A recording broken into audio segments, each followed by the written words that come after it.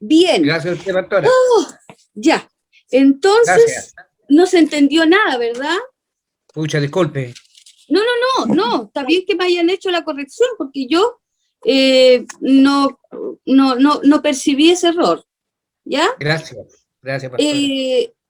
Bien, entonces, como dije anteriormente, la salvación es un proceso, ¿no? Nosotros aún en esta vida no experimentamos toda la salvación en forma absoluta y completa. ¿Cuándo nosotros verdaderamente experimentaremos los beneficios de la salvación? Cuando Cristo regrese por segunda vez, ¿no? Y establezca Él su reino, como dice la palabra. Por lo tanto, nosotros estamos en un proceso de reconciliación, de liberación, ¿no? Y estamos, digamos, experimentando consecuencias de la salvación, pero esa salvación está en progreso, como dije anteriormente, ¿no? Por lo tanto, la salvación tiene tres aspectos.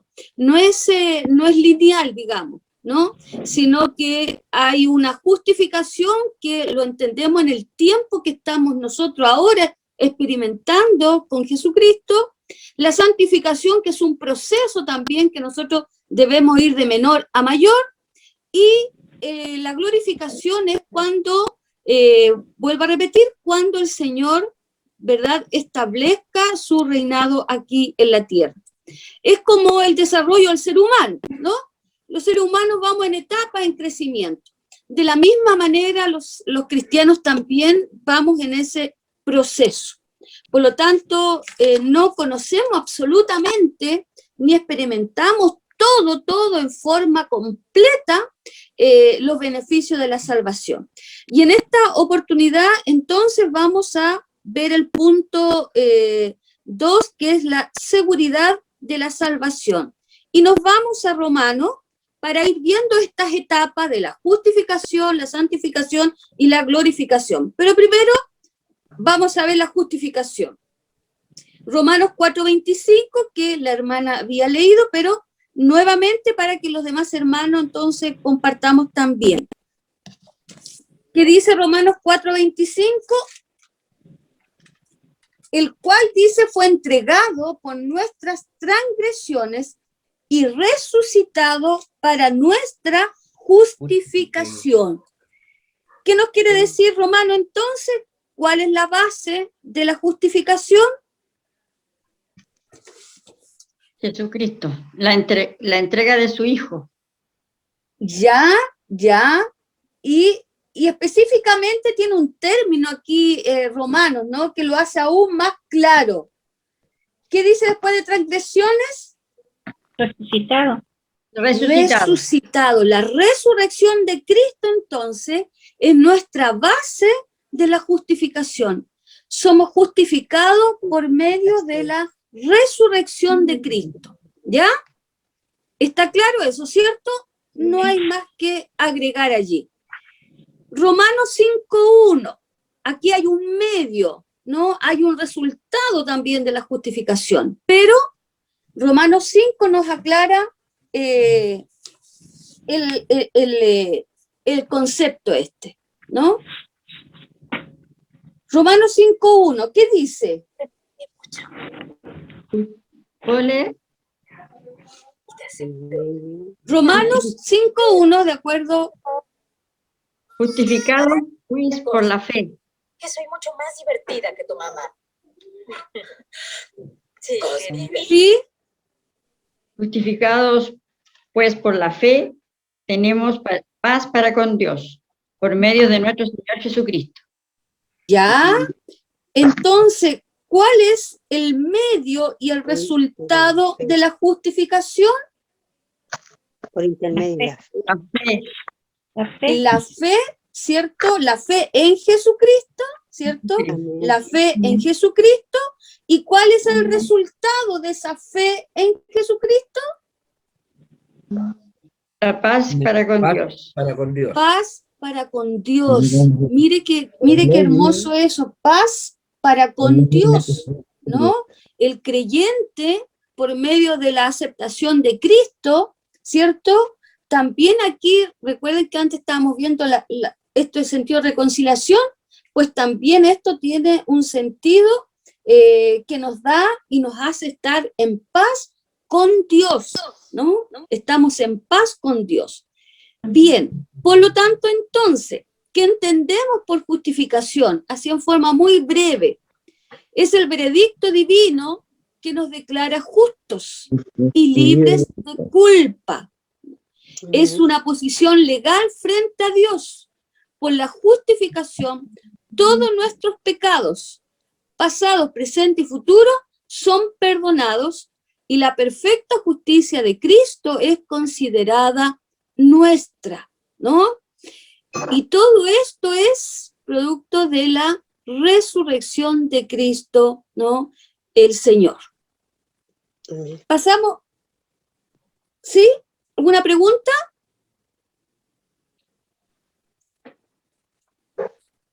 ¿Hermanos? No. ¿No? Ya. Pasamos a la segunda, entonces nos quedó claro la justificación. Amén. Ya, bien. Pasamos entonces ahora a la segunda etapa, que es la santificación. Busquemos Juan 17, 17.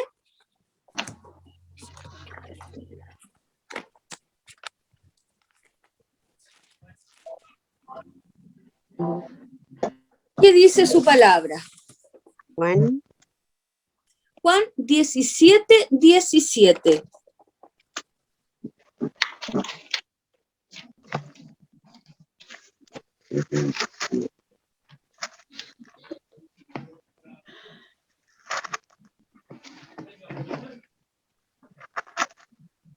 Santifícalos en tu verdad, tu palabra es verdad.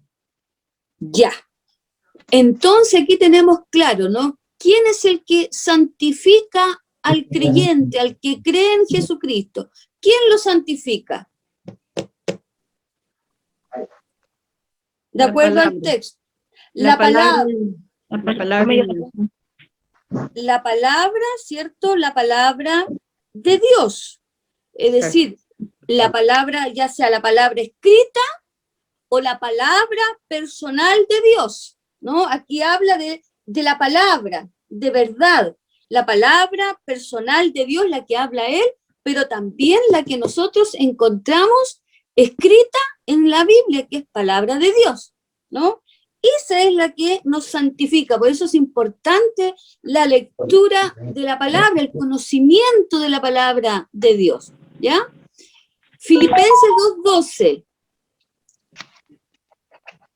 nos va a decir qué responsabilidad nosotros tenemos como creyentes en Jesucristo. Filipenses 2:12. ¿Qué dice?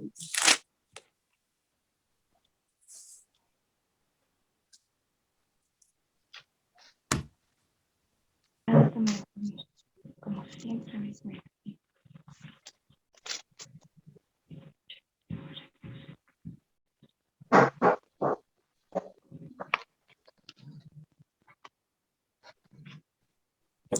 Filipenses 2:12.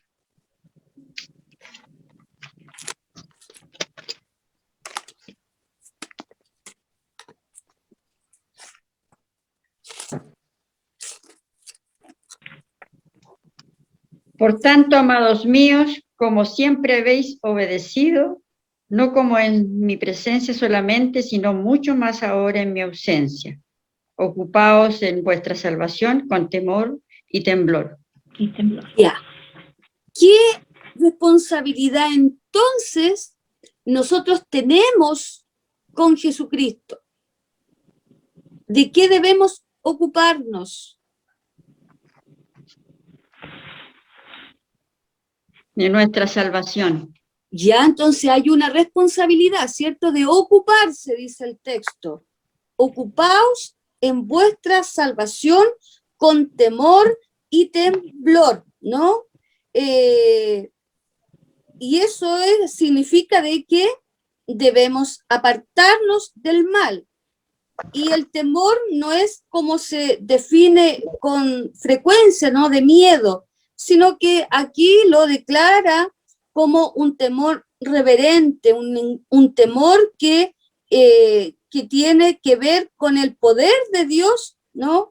Por la santidad que él tiene como Dios supremo, pero también un poquito el miedo de pecar contra él, de hacer lo que no corresponde delante de sus ojos, porque después tenemos que enfrentar las consecuencias. Entonces, aquí no habla de un temor destructivo, sino un temor que controla, ¿no? Y de alguna manera también redime, y eso hace que nos acerquemos a Dios, ¿no? Y recibamos también sus bendiciones. Por lo tanto, eso es lo que se refiere, ¿verdad? Cuando habla el término ocupaos en vuestra salvación con temor y temblor. Entonces, aquí hay una responsabilidad de siempre estarse ocupando, y cuando hablamos de ocupar es también porque tenemos que allí invertir en un tiempo, ¿ya? Por lo tanto, entonces la santificación es un proceso de llegar a ser semejantes a Cristo, y comienza con la justificación y termina con la glorificación. Por lo tanto, estamos en una etapa de intermedio. Por lo tanto, entonces también agregamos a esto que, perdón, que la santificación es una experiencia constante y progresiva del creyente durante toda la vida. Por lo tanto, hay que cuidar también la salvación.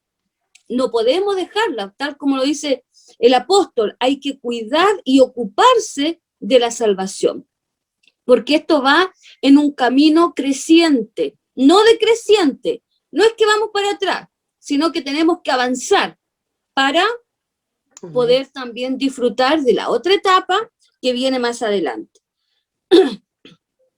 Bien, pasamos entonces a conocer la etapa de la glorificación. Vamos a Romanos 8, 29, 30.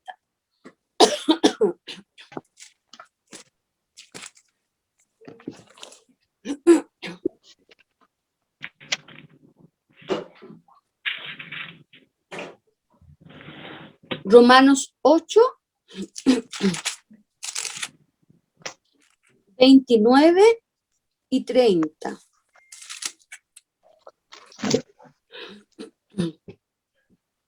Porque a los que antes conoció, también los predestinó para que fuesen hechos conformes a la imagen de su Hijo, para que el que sea el primogénito entre muchos hermanos. ¿Ya? ¿Y el 30? Y a los que predestinó, a estos también llamó, y a los que llamó, a estos también justificó, y a los que justificó, a estos también glorificó.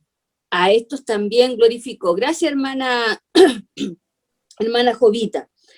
¿Ya? Entonces aquí tenemos una cadena que no se quebranta, ¿cierto? Es inquebrantable. Aquí nada se rompe. El Señor toma algo y lo concluye absolutamente, ¿ya? Por lo tanto, aquí hay un texto que tenemos que completar de acuerdo a lo que acabamos de leer. Dice, porque a los que antes conoció, también los predestinó, para que fuesen hechos conforme a la imagen de su Hijo, para que Él sea el primogénito entre muchos hermanos. Y a los que predestinó, a estos también llamó. Y a los que llamó, a estos también justificó. Y a los que justificó, a esto también glorificó. Entonces, ¿a quién antes? Aquí tenemos que poner la palabrita que nos falta, de acuerdo al texto. ¿Cómo lo completamos? A ver. ¿A quién antes conoció? Bien, ya, muy bien. También lo Llamó. Predestinó. predestinó. Muy bien. ¿Y a quién lo predestinó?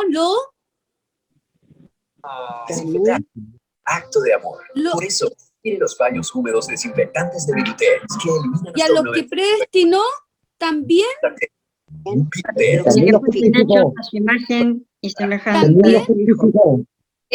Es un acto de amor. como dice el 30, y a los que predestinó, a estos también Llamó. llamó, ¿cierto? También llamó.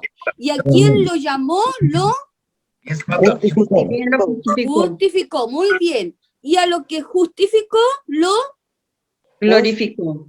glorificó. Muy bien. Muy bien, ¿no? Esta es una cadena, como dice anteriormente, es una cadena inquebrantable.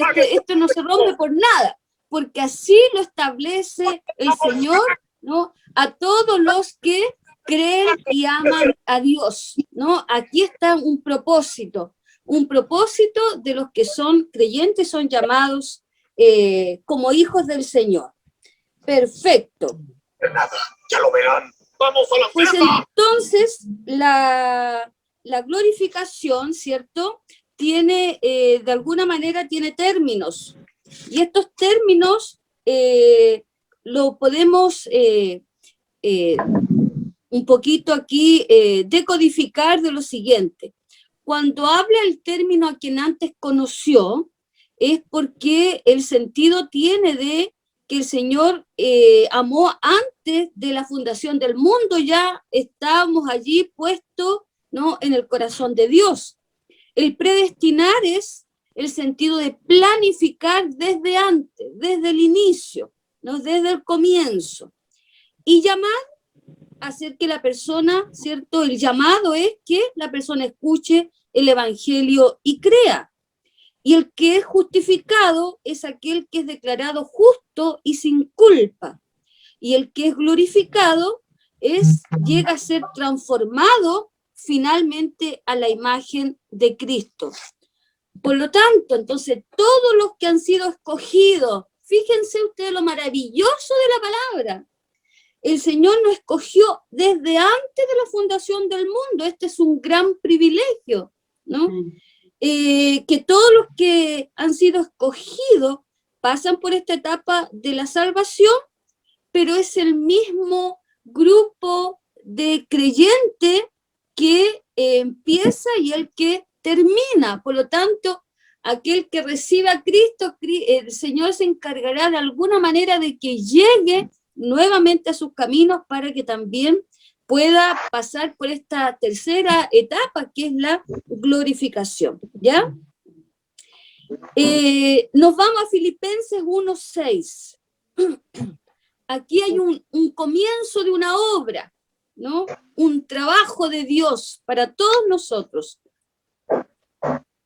Vamos en un proceso, estamos en proceso. Pero Filipenses 1:6 nos dice también qué pasa con nuestro proceso.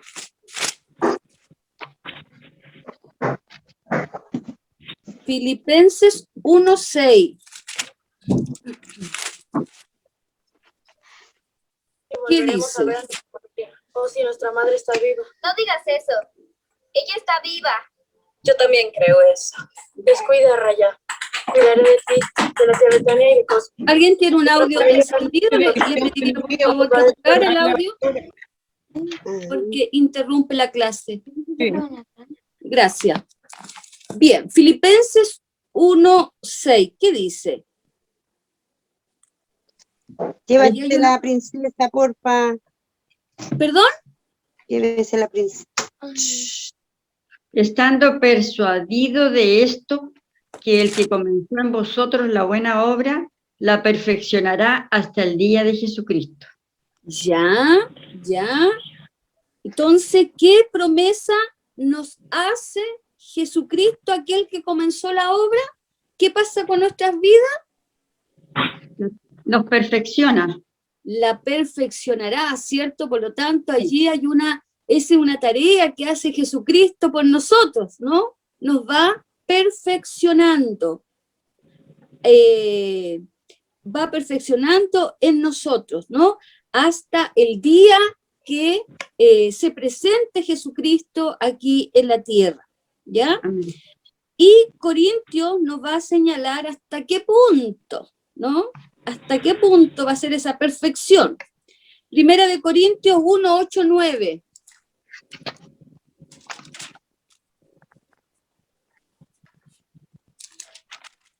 Primera de Corintios 1,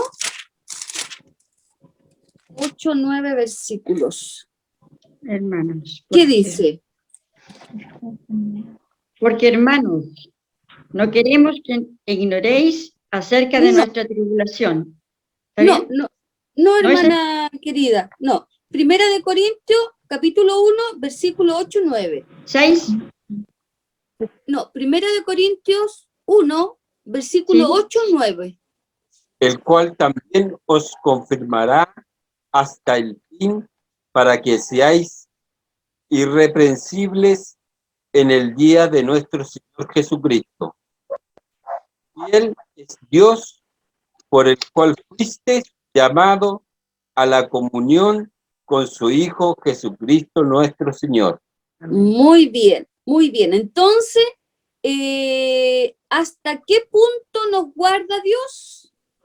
¿Hasta cuándo nos confirma o nos guarda el Señor?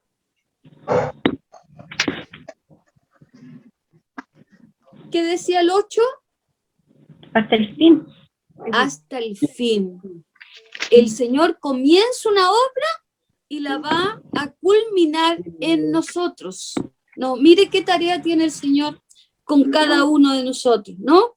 Es una linda tarea y a veces nosotros le hacemos la vida complicada. ¿Hasta qué punto nos guarda Dios? Hasta el fin. Hasta el fin, ¿no? Hasta el fin de los fines, ¿no? Por lo tanto, entonces, la glorificación significa que uno es finalmente transformado a la imagen de Jesús mismo y somos libres de la presencia del pecado, ¿no? Ahí seremos verdaderamente en pleno, como ser, plenos, ¿no? Allí en la glorificación. Por lo tanto, tenemos que ocuparnos, como decía el texto, ocuparnos para llegar, ¿cierto?, a esta etapa también hermosa que nos ofrece el Señor. ¿Alguna pregunta en este espacio?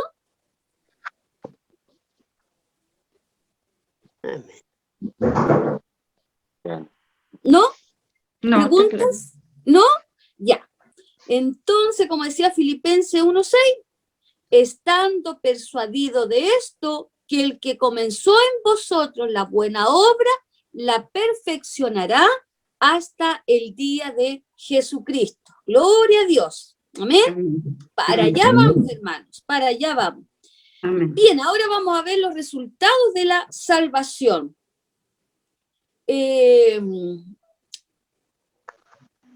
La experiencia de la salvación es algo muy, muy, muy hermoso, una experiencia maravillosa, porque comenzó, ¿cierto?, cuando nosotros, usted y yo, abrió su corazón y recibió a Jesucristo como su Señor y Salvador. Durante todo este proceso han ocurrido cosas muy importantes. Y en esta lección entonces estudiaremos algunas de aquellas cosas importantes que nos han ocurrido. Primeramente entonces vamos a ir a Apocalipsis 3:20, en donde allí nos clarifica bien, ¿cierto?, el sentido del llamado que el Señor nos hace. Busquemos entonces Apocalipsis 3:20, Apocalipsis, el último libro de la Biblia.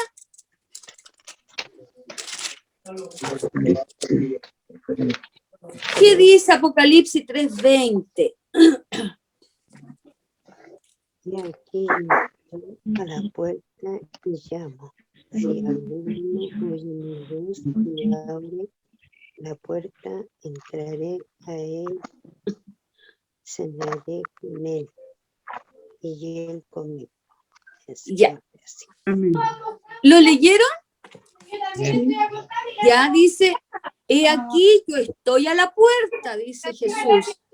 Estoy a la puerta y llamo, golpeo, ¿cierto? Si alguno oye mi voz y abre la puerta, entraré a él, cenaré con él y él conmigo, ¿no? Entonces aquí está toda la figura de que es como que Jesús llega a una casa y golpea.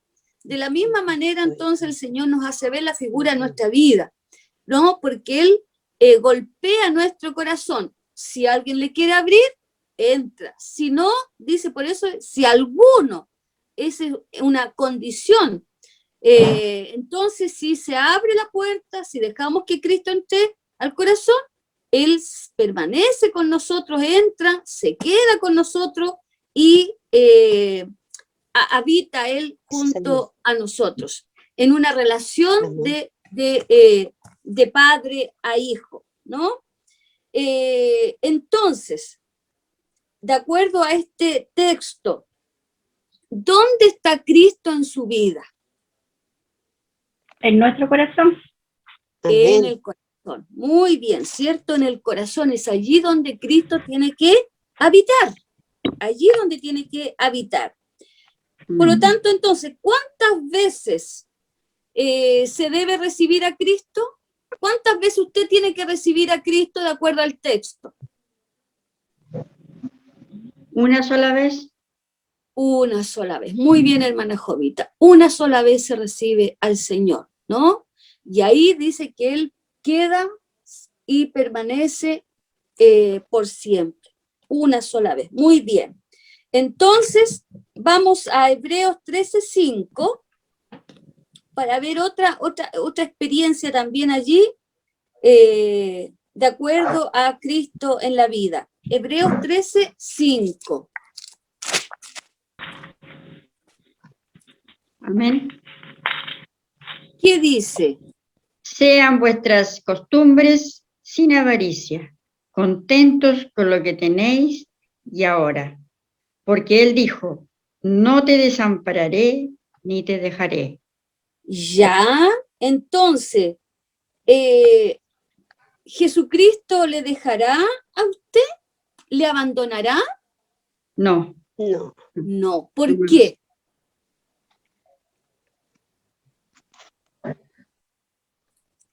Porque fuimos elegidos antes de la creación. Ya, y porque el texto lo avala, ¿cierto? Porque dice claramente, porque no te dejaré ni te desampararé. No, esa es palabra del Señor, es decir, esa promesa es del Señor, que nunca le va a dejar. ¿Por qué? Porque su palabra dice que no me dejará ni lo desamparará. ¿Ya? Por lo tanto, entonces, esto acontece cuando Cristo habita en el corazón del creyente, ¿no? Y seguimos entonces viendo las otras experiencias. Leamos entonces Colosenses 2, 13, 14.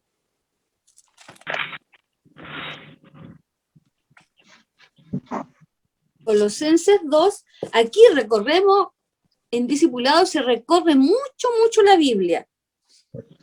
Colosenses 2, 13, 14. ¿Qué dice?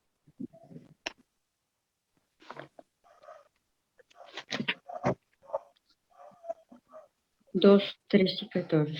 ¿Ya? Dice, y a vosotros, estando muertos en pecados y en la incircuncisión de vuestra carne, os dio vida juntamente con Él, perdonándonos todos los pecados. ¿Ya? ¿Y el 14? El 14 dice, anulando el acta de los decretos que había contra nosotros, que nos era contraria, quitándola de en medio y clavándola en la cruz.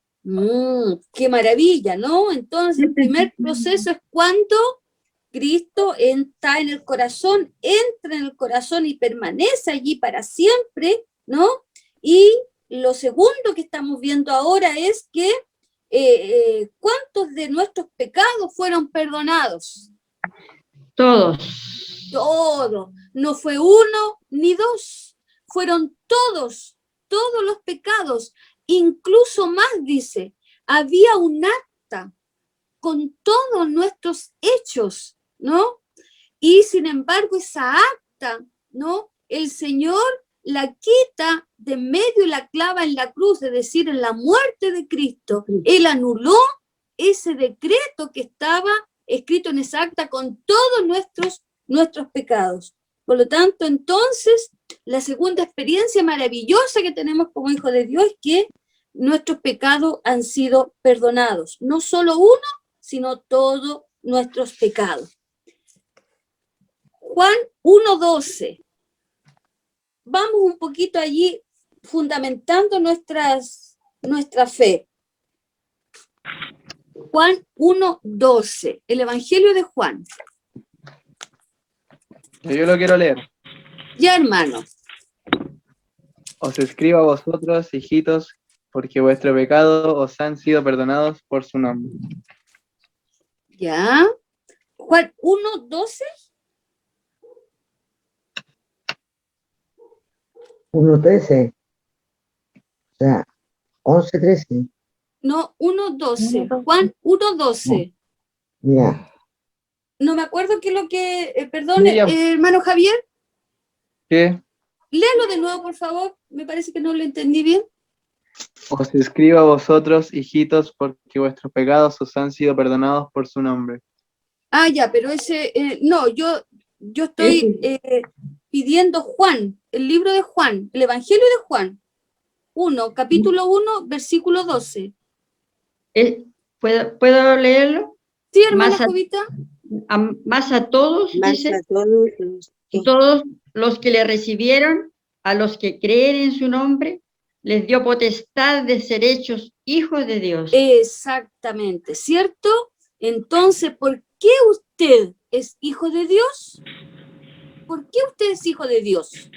Porque creo en Cristo y en Ya, porque le recibió y cree en recibí Cristo, ¿cierto? Porque Ujú. usted cree en su nombre, ¿no? Eso. Y abrió su corazón y le recibió. Por eso usted es hijo de Dios, porque de esa manera Jesucristo entró a su vida a través del creer y el de aceptar, ¿ya? De esa manera entonces somos hijos de Dios. Ahora nos vamos a las cartas, la primera de Juan, la primera carta de Juan, capítulo 5, 11, 13.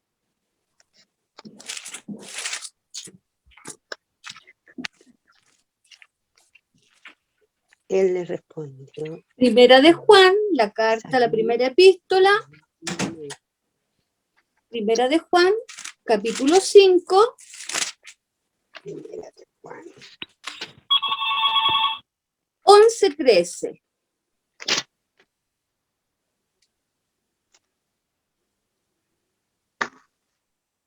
¿Lo puedo leer yo, pastora? Sí, por supuesto, hermana, sí.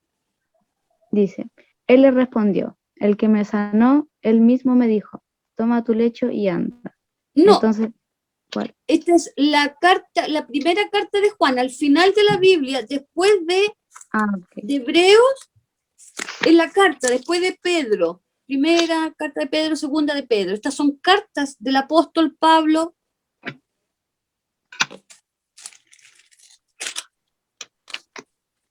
La primera epístola, perdón, de Juan. El que dice, ¿y este es el testimonio? Es 11:13, ¿cierto? Sí, este es el testimonio, sí. Ya.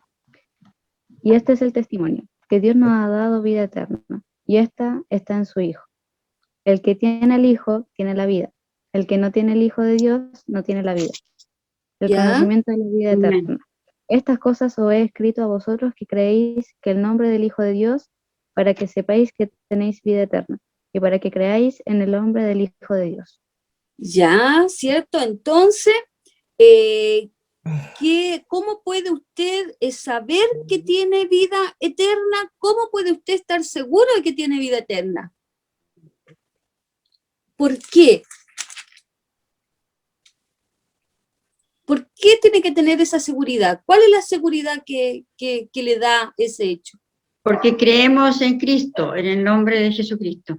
Ya, ¿cierto? Porque dice aquí, el que tiene al Hijo tiene la vida, ¿cierto? Por lo tanto, tener a Cristo en la vida es tener vida eterna, porque así lo señala su palabra. El que tiene al Hijo de Dios tiene la vida, ¿no? Y el que tiene al Hijo de Dios tiene vida eterna. Eso lo ratifica aquí la primera carta de Juan, ¿no? La certeza que nos da. De esa manera nosotros recibimos vida eterna, la certeza que nos da tener a Cristo, a tener al Hijo de Dios, ¿ya? Vamos entonces a 1 de Corintios 12:13. 1 de Corintios 12:13.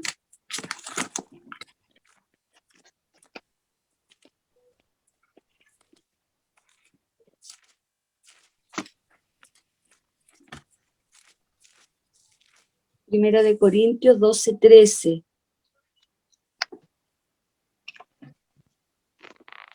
Aquí estamos viendo los resultados de la salvación. ¿Qué dice el versículo de Primera de Corintios 12:13?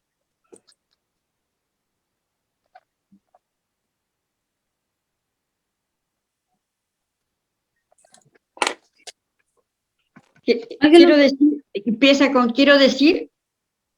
No, no. Porque por un solo espíritu, dice, 1 de Corintios, capítulo 12, versículo 13.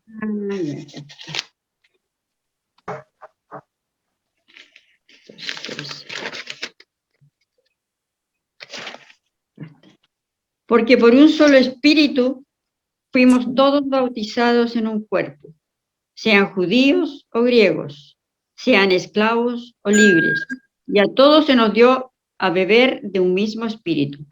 Ya, entonces aquí, ¿cierto? De acuerdo al texto que nos dice su palabra, podemos responder a la siguiente pregunta. ¿Quiénes han sido bautizados con el Espíritu Santo? ¿Quiénes son bautizados? Los cristianos. Ya, los que, pero para tener... Sí. Los que hemos aceptado a Cristo en nuestro corazón. Eso, ¿cierto? Muy bien, los que hemos aceptado, ¿cierto? Y aquí cuando habla de bautismo, no lo tomemos como el bautismo de Pentecostés o el bautismo en agua, ¿no? Sino que aquí se refiere al sentido de esta transformación espiritual que el Señor nos hace cuando somos hijos de Dios, ¿no? Cuando hemos aceptado a Cristo en nuestro corazón. Lo que nosotros denominamos comúnmente, ¿cierto? Conversión, ¿no? Nos convertimos a Cristo. En este sentido está hablando aquí los bautizados con el Espíritu Santo, ¿ya? Por lo tanto, aquí hay una transformación. Comenzamos con una transformación en el Espíritu, ¿ya? Romanos 8:9. ¿Qué dice Romanos 8:9? Nos va a responder algo también concerniente al Espíritu.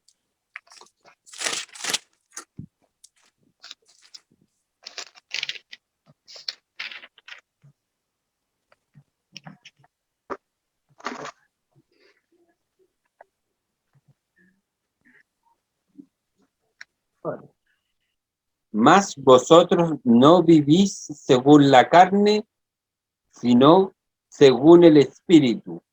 Si es que el Espíritu de Dios mora en vosotros, y si alguno no tiene el Espíritu de Cristo, no es de él. Perfecto. Entonces la pregunta surge, ¿es posible ser hijo de Dios y no tener el Espíritu Santo? No. No, ¿cierto? Categórico porque lo dice la palabra también, ¿no? si alguno no tiene el Espíritu de Cristo, no es de él. No es de, ¿ya? Y nos quedan 2 resultaditos. Segunda de Corintios. Nos vamos a Segunda de Corintios.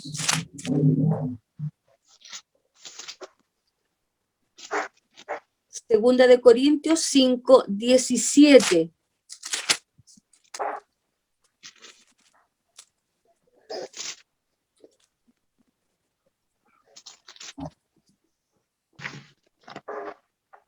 ¿Qué dice? De modo que si alguno está en Cristo, nueva criatura es. Las cosas viejas pasaron, he aquí todas las son hechas nuevas. Ya, bien, hermana Carmen. De modo que si alguno está en Cristo, nueva criatura es. Las cosas viejas pasaron, y aquí son todas hechas nuevas. Por lo tanto, entonces aquí respondemos, ¿por qué usted es una nueva criatura? Porque confío en Dios. Porque me entregué al Señor. Ya, ¿cierto? Entonces, porque usted tiene a Cristo, ¿cierto? Usted está en Cristo, ¿cierto? Por eso usted entonces es una nueva criatura, ¿ya? Amén. Entonces, ¿cuántas cosas son nuevas para los que están en Cristo? ¿De acuerdo al texto? Todas. Todas son hechas nuevas. Y cuando hablamos de todas, ¿cierto? Cuerpo, alma y espíritu, ¿no? Todas son hechas nuevas, ¿no? El Señor empieza un proceso nuevo en nosotros, completamente nuevo, ¿ya? Y sigamos entonces en Primera de Corintios, retrocedamos un poquitito. Primera de Corintios 12.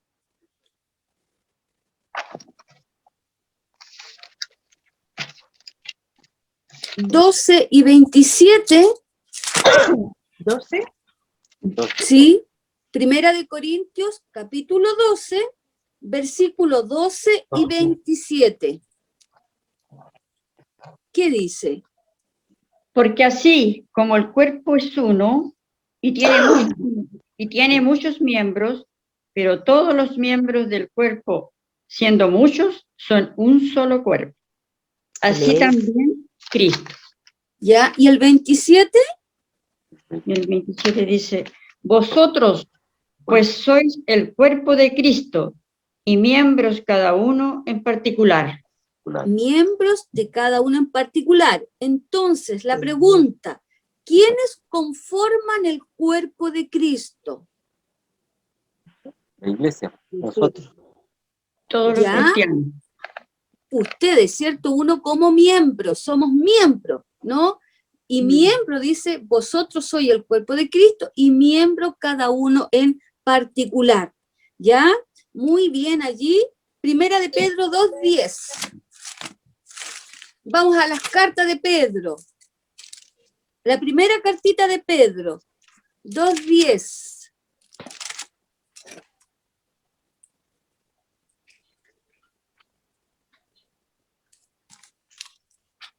Primera de Pedro. Primera de Pedro, capítulo 2, versículo 10. Pueblo, pero que ahora sois pueblo de Dios. En otro tiempo no habíais alcanzado misericordia, pero ahora habéis alcanzado misericordia. Amén, amén. Entonces respondemos, ¿qué otro nombre se da a la iglesia? ¿Linaje escogido? Ya, pero Dios. más específicamente, Pueblo de Dios. pueblo de Dios, ¿cierto? Pero que ahora, dice la palabra, pero que ahora sois pueblo de Dios. Cuando habla de linaje es por la herencia, ¿no? Pero cómo estamos constituidos nosotros como pueblo de Dios.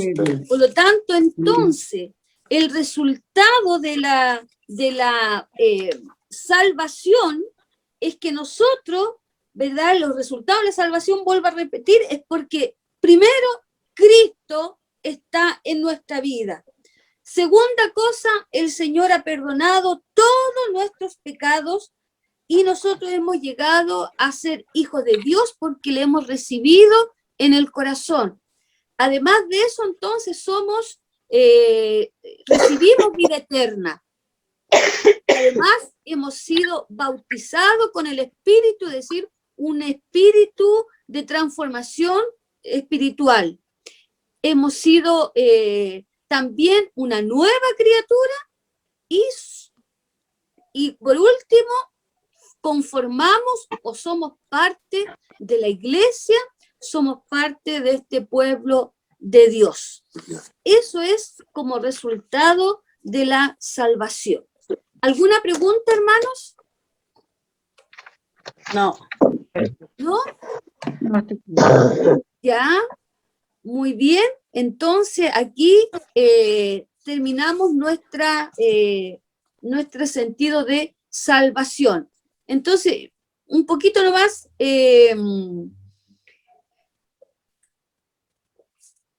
al final quiero compartir con ustedes nomás que quede el sentido de la salvación, porque por gracia soy salvo, como dice la palabra, y esto no de vosotros, pues es don de Dios, ¿no?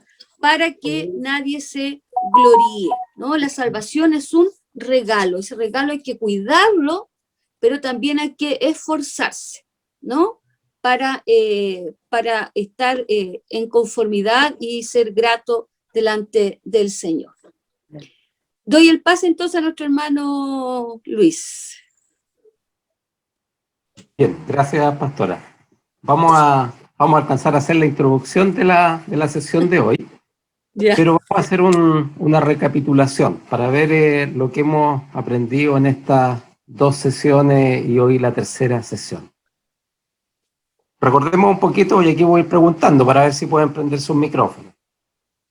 Recordemos que en el origen del mundo, Dios estaba en el jardín del Edén y estaba junto ¿con quién estaba junto Dios después de haberlo creado? Adán y Eva. Adán y Eva. Y genéricamente estaba con el hombre y la mujer, ¿verdad? Y convivían felices. Pero el hombre cometió, en este caso Adán, algunos le echan la culpa a Eva, pero el hombre cometió un error. Y el error, ¿cuál fue? ¿Cuál fue el mayor error del hombre? La desobediencia. Haber desobedecido a Dios, ¿verdad? Y eso generó un distanciamiento, que estaban y vivían juntos en el jardín del Edén. Dios tenía un plan para el hombre, quería que el hombre viviera con él, vivieran juntos y fueran felices, pero el hombre desobedeció. Y producto de eso, ¿qué hizo Dios con el hombre? Lo echó del Edén. Lo sacó del Edén. Lo expulsó del Edén. Lo expulsó del jardín del Edén, ¿verdad? Lo expulsó. ¿Por qué? Porque desobedeció.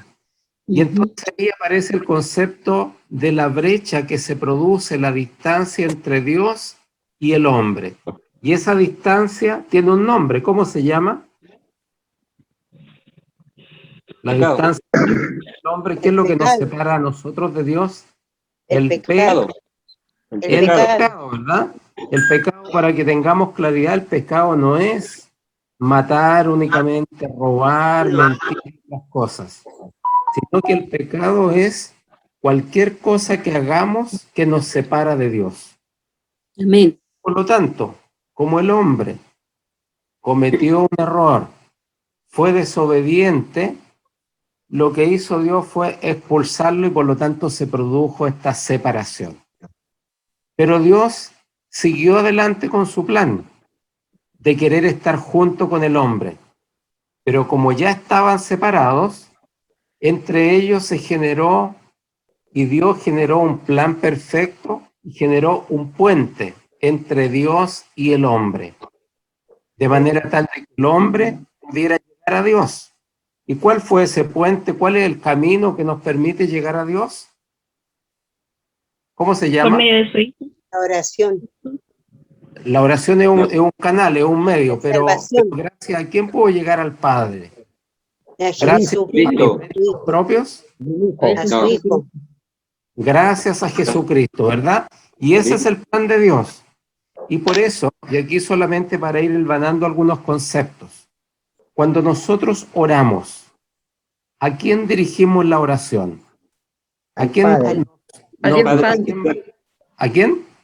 Al Padre. Padre Celestial. Al Padre. Siempre la oración se dirige al Padre. Al Padre que tiene otros nombres. También le llamamos Dios, Jehová, Yahvé. ¿Alguno más? Lo dijimos por ahí en la primera clase. ¿Qué otros nombres recibe Yahvé? Yeshua. Elohim, ¿verdad?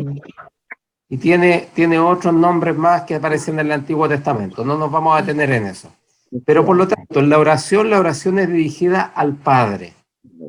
¿Cómo yo llego al Padre en el contexto de lo que estábamos hablando?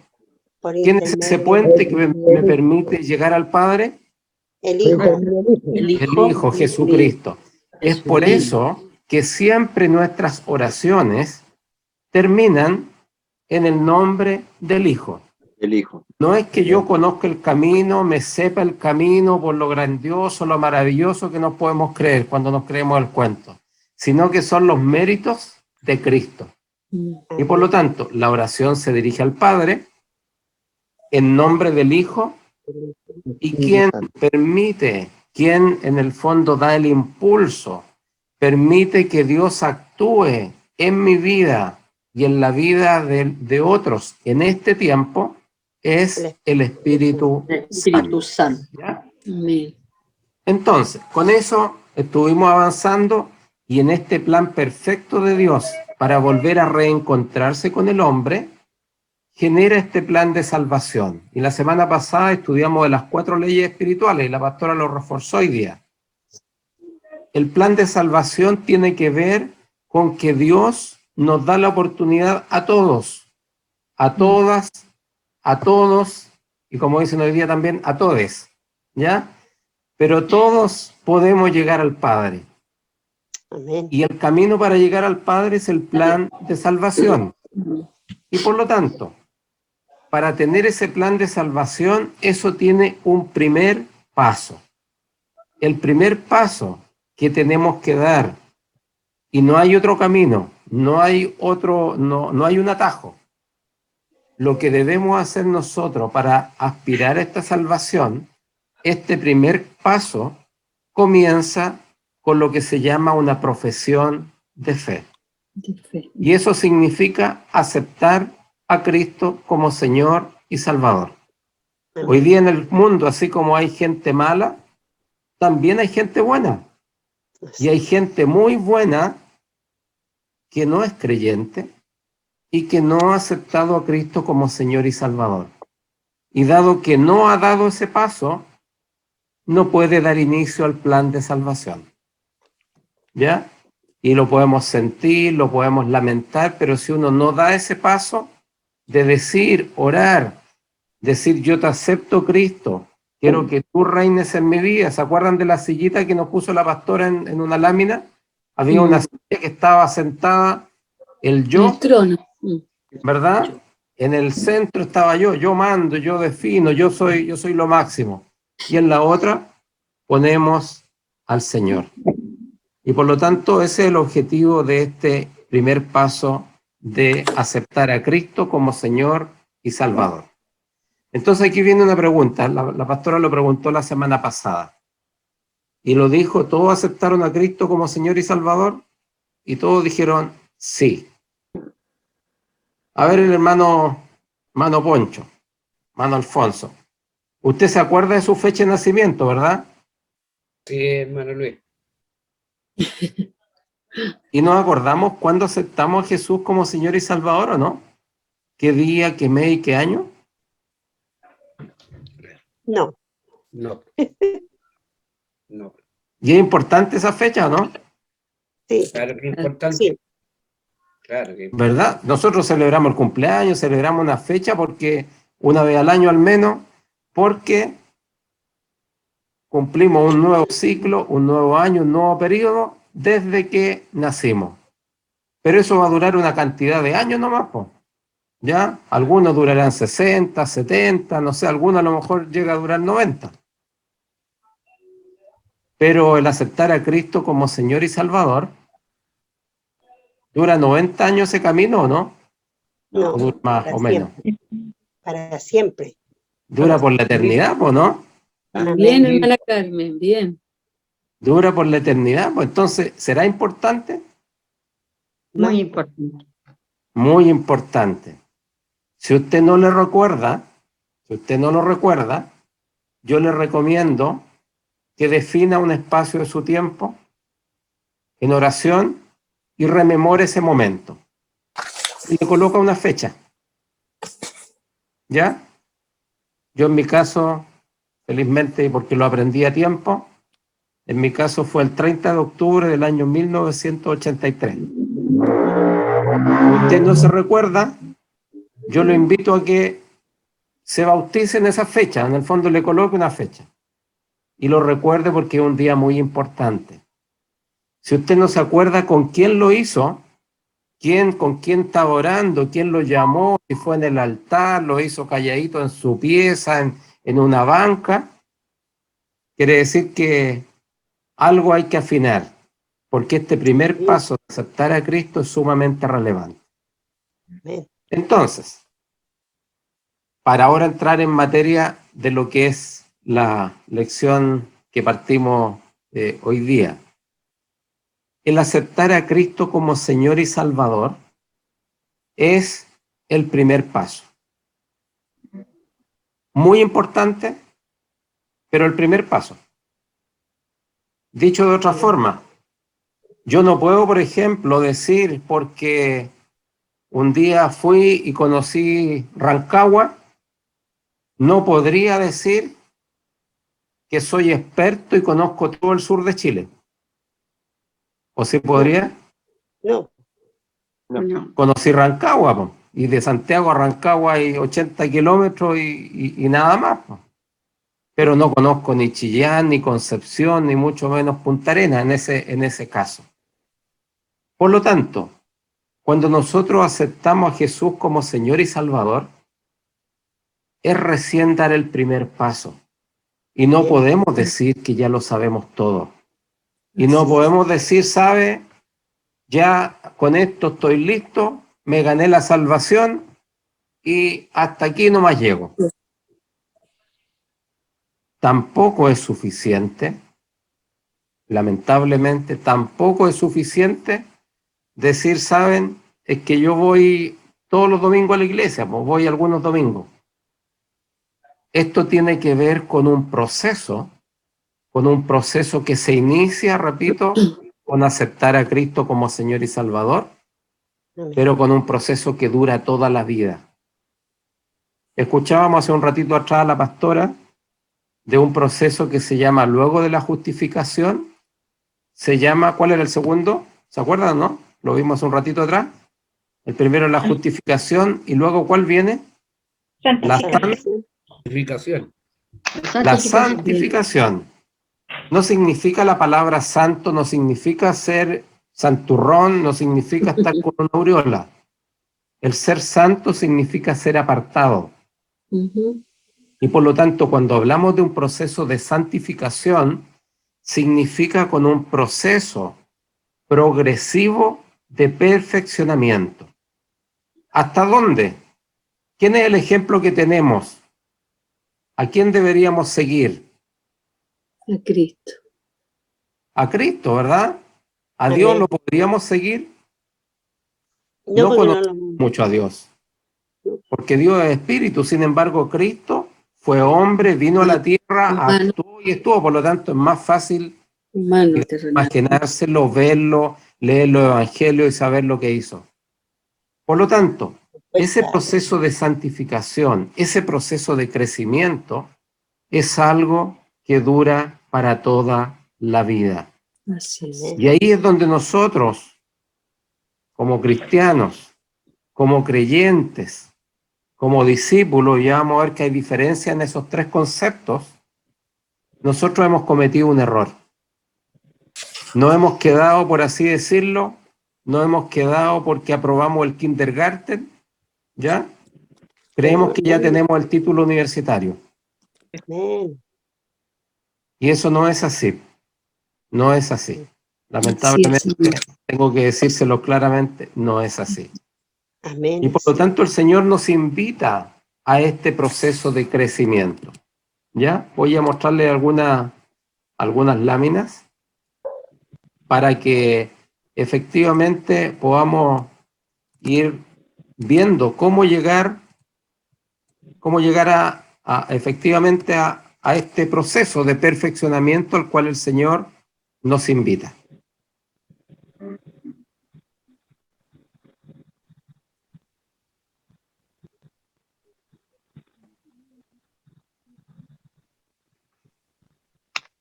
¿Se ve ahí o no? Sí. Bien. Entonces, estos son más o menos lo que hemos visto hasta acá, hasta estas tres clases. Yo he pecado, no le echemos la culpa ya solo a Adán y Eva, sino que yo he pecado. Hemos pecado, ¿no? Amén. Somos pecadores, ¿verdad? Sí. Pero tenemos el desafío, como lo veíamos por ahí la semana antepasada, tenemos el desafío y el camino de poder arrepentirnos, ¿ya? Pero aun cuando he pecado, Dios nos ama. Y dado que nos ama, Él envió a su Hijo para que tuviésemos nuevamente acceso a vivir con Dios en la vida eterna. Pero no basta con que Cristo haya venido, sino que viene el primer paso de recibirlo como Señor y Salvador. Y gracias a eso accedo a la salvación y vida eterna. Esos son los 5 primeros peldaños. Pero de aquí para adelante hay hartos peldaños más. Y esos son los peldaños a los cuales somos desafiados para poder crecer. ¿Ya? Vamos viendo algunas cosas. Así como nuestro cuerpo físico requiere de alimentos, necesitamos el aire, necesitamos hacer ejercicio, necesitamos agua, un conjunto de cosas para poder desarrollarnos, el nuevo creyente necesitamos poner en práctica ciertas cosas para poder desarrollarnos y llegar a ser un cristiano maduro. Tristemente, no todas las personas que dicen ser cristianas realmente lo son. Pues la vida cristiana no depende de la evaluación que cada uno de nosotros podamos hacer. De cómo nos comportamos, de cómo vivimos nuestra fe, sino que, como dice la Escritura, hay una espada de 2 filos, y esa evaluación la realiza la palabra de Dios. Bien interpretada, que es el único espejo, un espejo confiable. Una persona, cualquiera de nosotros podemos decir, yo asisto a una iglesia, una congregación, soy un líder, tengo un cargo, nací en la iglesia, mis padres siempre me llevaron, yo pasé una vez al altar por invitación a aceptar a Cristo, levanté la mano en alguna campaña evangelística, yo doy mis diezmos, escucho música cristiana, etcétera, etcétera. Pero lamentablemente puede que estemos tan perdidos como algún no creyente. Y ese sedazo lo da la Escritura. Y vamos a ver algunas cosas de esto. Entonces, aunque tengamos ciertas evidencias externas de ciertos cambios, pero sin una relación genuina con Cristo y sin que entendamos que la salvación es por gracia, no la compramos, no basta con que yo haga más cosas para poder estar más cerca de Dios, sino que al revés. Cuando estoy cerca de Dios, esa alegría, ese amor, esa generosidad me brota y me veo obligado a hacer más cosas para Dios. Por lo tanto, no podemos ser salvos y no podemos ser discipulados mientras no seamos hijos de Dios. Por ejemplo, si alguien puede buscar 1 Corintios 10:5. Por favor, si alguien lo puede leer.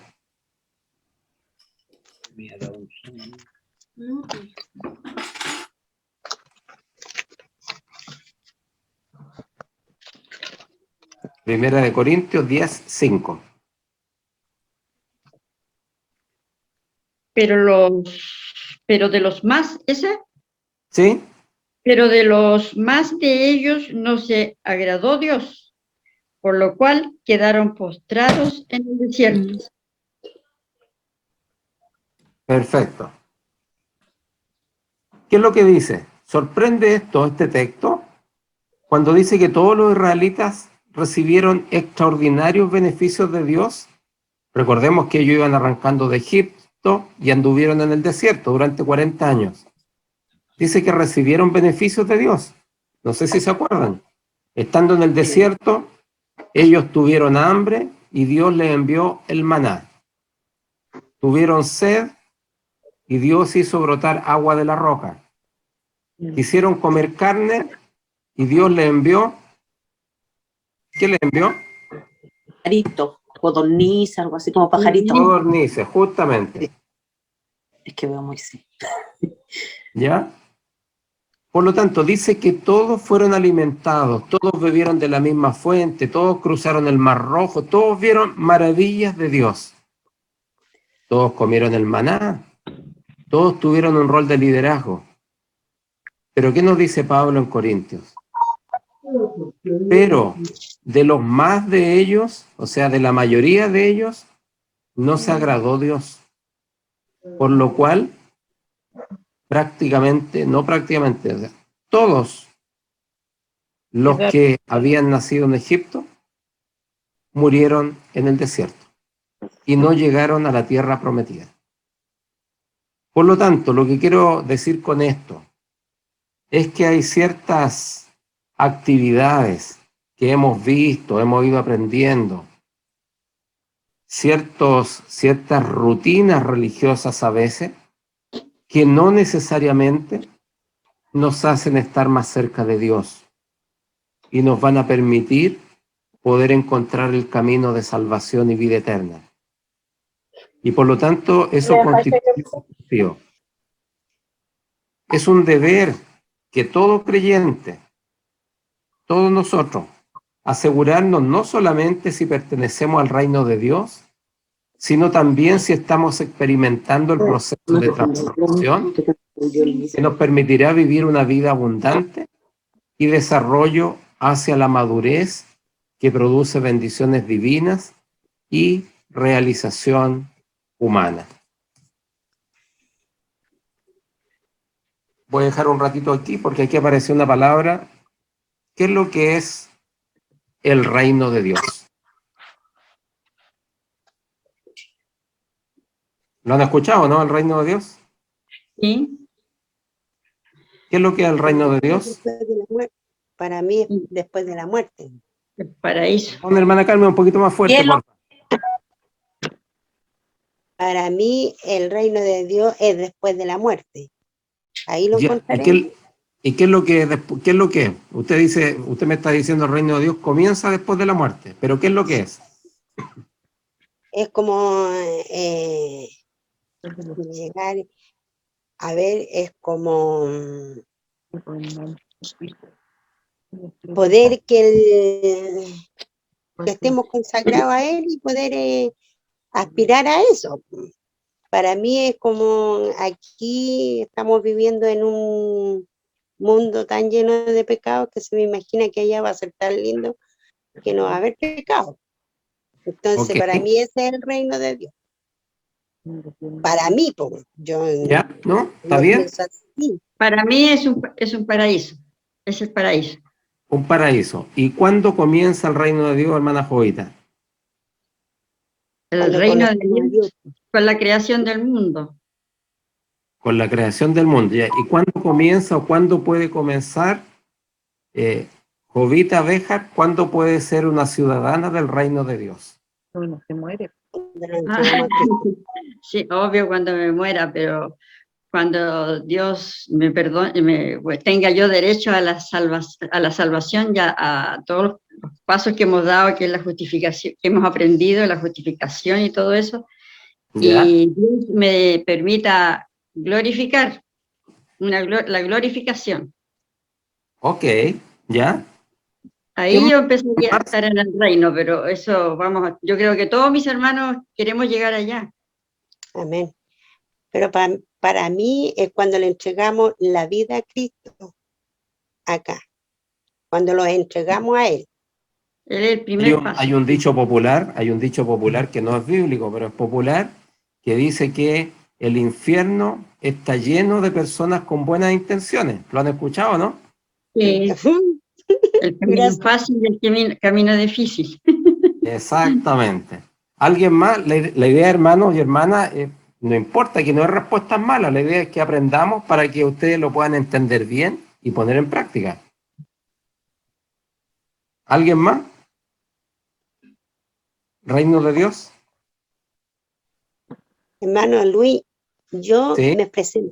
Lo que yo quiero decir también es que para mí es cuando lo entregamos realmente a Dios aquí en el mundo que vivimos. ¿Ya? Porque por la experiencia que yo tuve ahora en los últimos tiempos, a pesar de todo el dolor y toda mi angustia, yo me sentí como muy protegida de Dios. Entonces, tenía como muchos sentimientos encontrados. Entonces, para mí es como cuando tenemos tanta fe en Él que yo creo que Él siempre está conmigo. Entonces, yo digo que vivo en estos momentos igual en el reino de Dios. Ya, porque estoy cerca de Él. hace un rato me dijo que el reino de Dios comenzaba cuando usted se moría. Ahora me está diciendo que ahora ya es parte. Por eso le digo, es que son como sentimientos encontrados. Okay. Porque uno a la final debe de ser agradecida con Dios en todo momento. Yo siempre he sido agradecida, siempre he dicho que yo agradezco mucho cuando paso pruebas porque me siento más cerca de Él. Entonces, al sentirme más cerca de Él, la carga que estoy llevando no la siento tan pesada. Entonces, considero que ahí también empieza. Ok, ya, los voy a ayudar un poquito. Ya. Está bien lo que dijeron y voy a precisarlo, lo que dijo la hermana Jovita y la hermana Carmen, pero voy a precisar. En el Padre Nuestro, ¿no sabemos el Padre Nuestro, no? Sí. El Padre Nuestro habla del reino de Dios, ¿no? Venga a nosotros tu reino. ¿Y después qué dice? Hágase tu voluntad. Hágase tu voluntad. Hágase tu voluntad, ya. Dejémoslo ahí un ratito. ¿Un reino terrenal?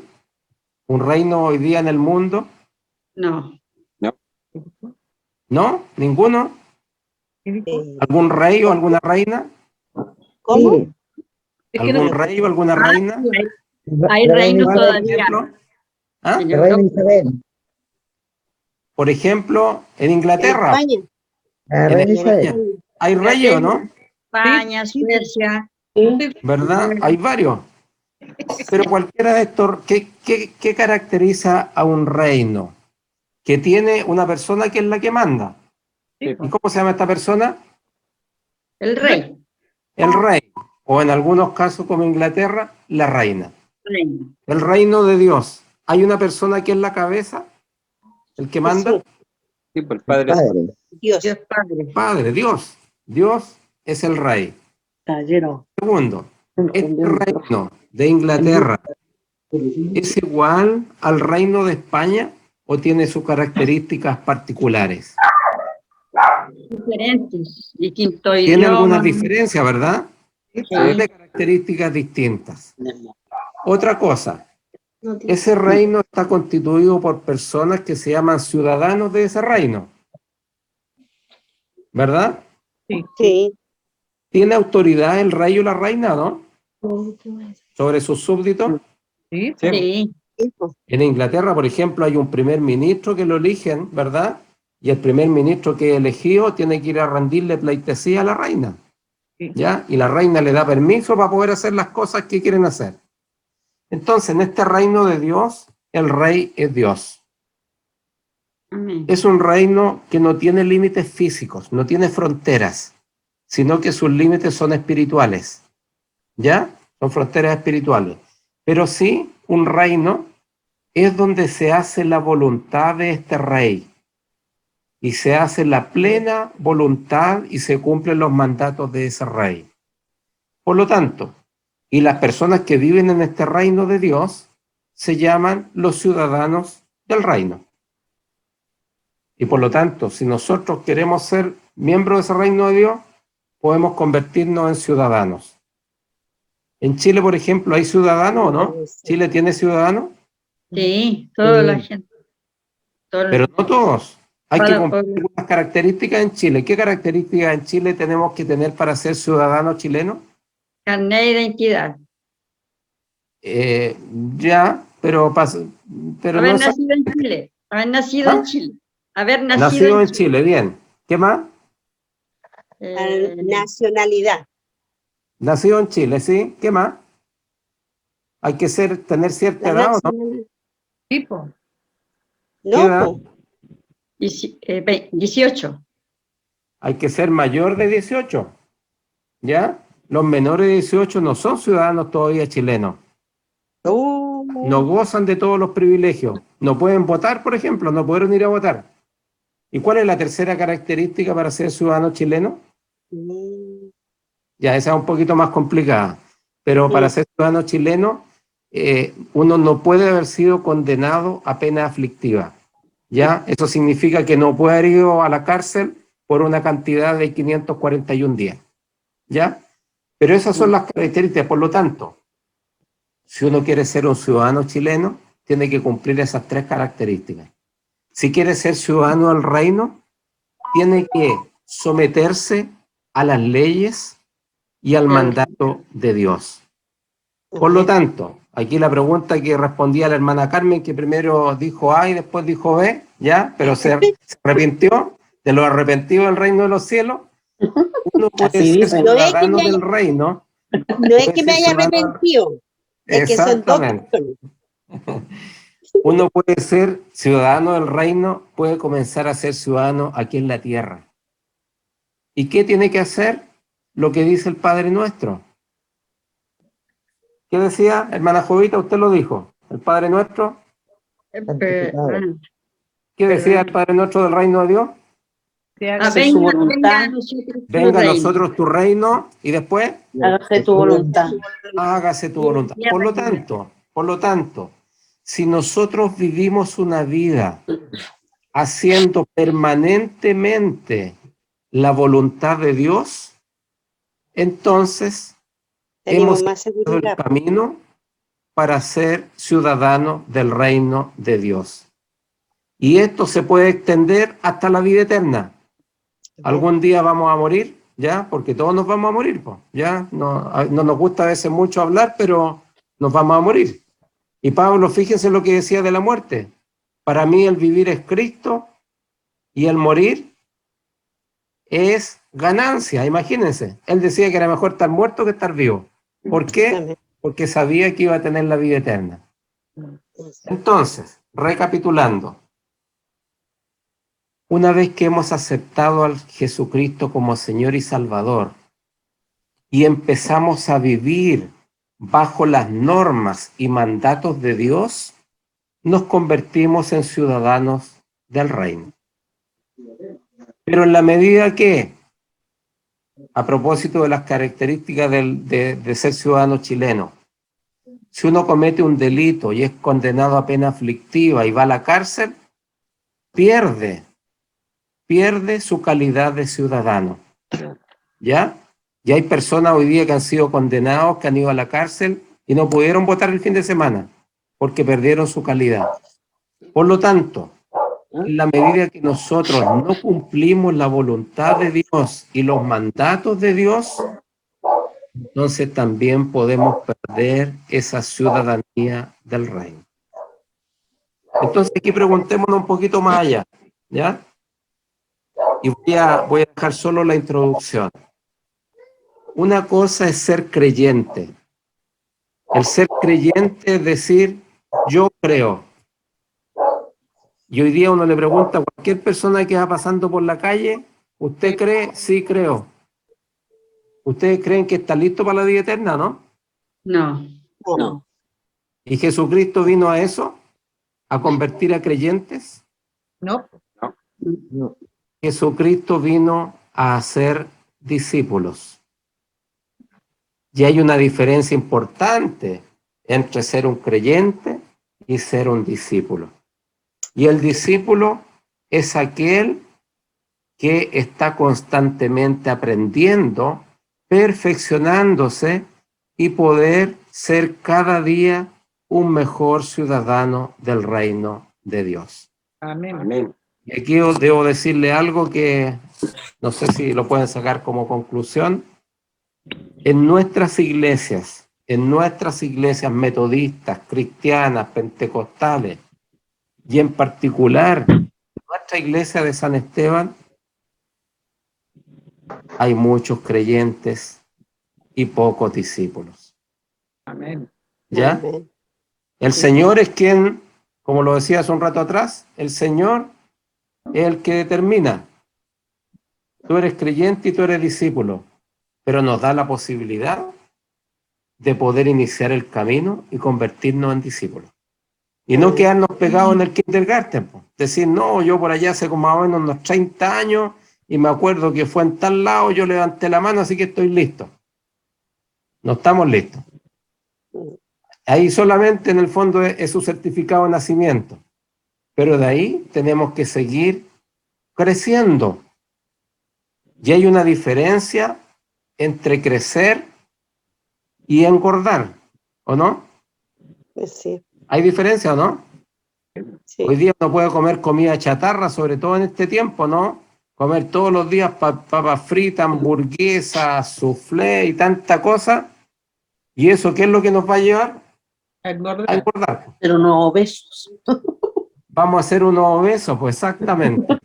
Y vamos a engordar nomás. Pues. Y el Señor nos invita a engordar o a crecer. A crecer. A crecer.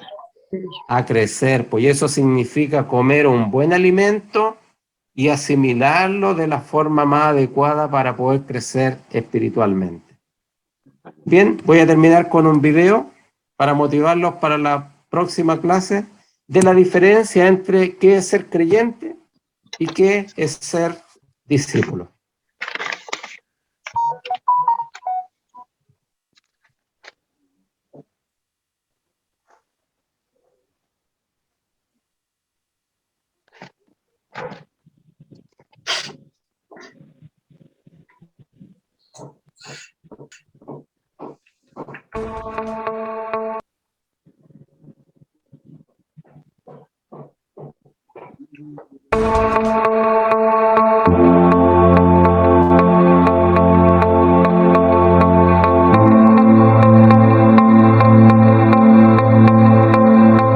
El creyente asiste a una iglesia.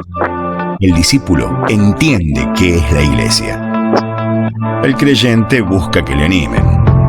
El discípulo busca siempre animar. El creyente reclama que le visiten. El discípulo visita. El creyente piensa en recibir. El discípulo piensa en dar y servir. El creyente murmura y reclama. El discípulo obedece y actúa.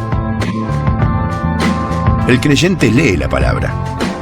El discípulo enseña la palabra. El creyente espera que le oren. El discípulo ora por los demás. El creyente espera que le asignen tareas. El discípulo está listo para asumir responsabilidades.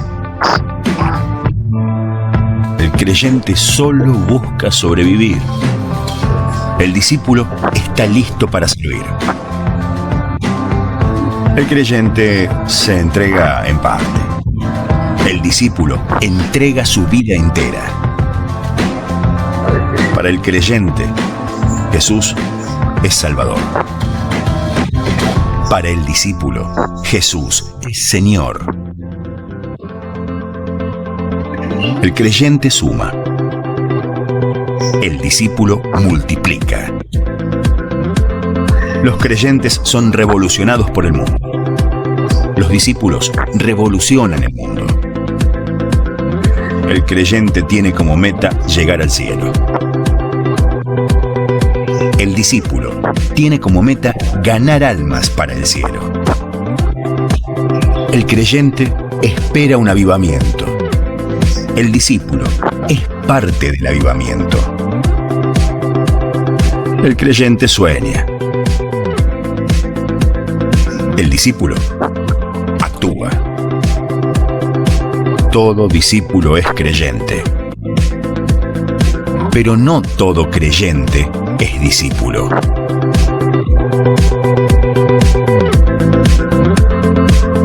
¿Vos sos creyente o discípulo? ¿Qué querés ser?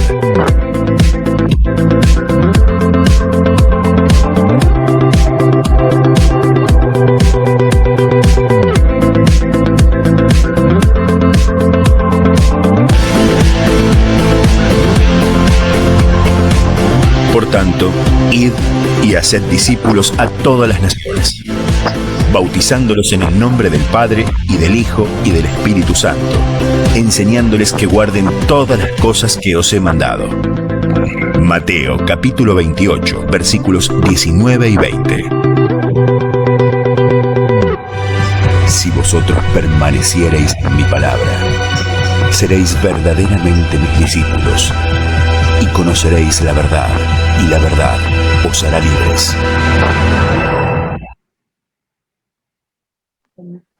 ¿Somos creyentes o discípulos? Creyentes. ¿Hay diferencia? Por el momento creyente nomás. Somos creyentes nomás. Por el momento creyente nomás. Pero el Vamos primer para- paso es darnos cuenta, ¿ya? Y tenemos la posibilidad, mientras estemos con aliento, con hálito de vida, podemos apurar el tranco antes que se nos acabe el camino, ¿verdad? Podemos apurar el tranco y por lo tanto podemos convertirnos en discípulos, ¿ya? Vamos a hablar qué tenemos que hacer para convertirnos en discípulos, para poder ir creciendo. Vamos a conversar la semana próxima. Hermano, ¿alguna duda, consulta? No, me quedo blanco. No se vayan a bajonear, pues si esto estamos aprendiendo aquí, ¿no? Me quedó una sola duda, pero es Una cortita. jovita, ¿sí? Sí, el bautismo es importante.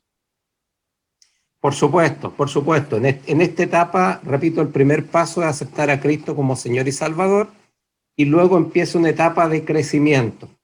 Y dentro de ese crecimiento hay ciertas cosas que hay que hacer, ¿ya? El objetivo es acercarnos a Dios siempre, y buscarlo todos los días, ¿ya? Porque estamos hablando de crecer, uno no crece. ¿Qué pasaría si almorzáramos el puro día domingo y todo el resto de la semana estamos puro ayunando? No crecemos. Y en nuestra vida espiritual muchas veces nos pasa eso. Entonces, hay ciertas cosas, ciertos instancias que instauró Jesucristo que se llaman los sacramentos. Ya, los sacramentos, está la Santa Cena y está el bautismo. Y por lo tanto, esos son pasos que hay que dar. Nosotros como cristianos evangélicos creemos en esos sacramentos, la iglesia, que son los instituidos por Cristo. La iglesia católica tiene otros sacramentos que no tienen un origen específicamente bíblico. Para ellos tienen la extrema unción, tienen la confirmación, tienen la primera comunión como un sacramento, etc. ¿Ya? Pero a su pregunta, hermana Jovita, sí es necesario el bautismo.